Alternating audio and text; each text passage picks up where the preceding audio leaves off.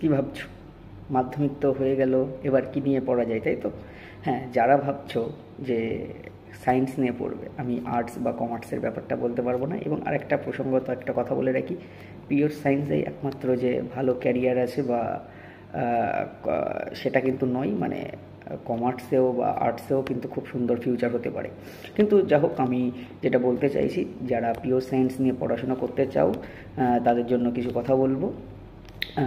যদি তোমার বিজ্ঞানে প্যাশানটা থাকে, মানে বিজ্ঞানটা ভালো লাগে, বিজ্ঞান বলতে ম্যাথমেটিক্স বা তোমরা ফিজিক্যাল সায়েন্স পড়েছো, লাইফ সায়েন্স পড়েছো, তা এখন মেন কথা যেটা, ক্লাস 11-12-এর সাথে বা নিট জেইর সাথে কিন্তু মাধ্যমিক লেভেলের যে সাবজেক্ট তোমরা পড়েছো অনেক পার্থক্য, মানে ডিফারেন্সটা প্রচুর, আকাশ পাতাল। প্রচুর পড়াশোনা করতে হবে এখন, মানে অনেক ডিপলি পড়াশোনা করতে হবে, অনেক হিউজ টপিক আছে। সেই জন্য প্রচুর পরিশ্রম করতে হবে, প্রচুর খাটতে হবে। শুধু মেধাবী নয়, বিশাল মেধাবী হওয়ার দরকার নেই, কিন্তু প্রচণ্ড হার্ডওয়ার্কিং হতে হবে। যারা মনে রাখবে প্রচণ্ড হার্ডওয়ার্ক করতে পারবে, প্রচণ্ড খাটতে পারবে, তারা কিন্তু সায়েন্সটা নেবে। অবশ্যই যদি বিজ্ঞানে প্যাশানটা থাকে, বিজ্ঞানটা ভালো লাগে, বিজ্ঞানটাকে ভালোবাসো।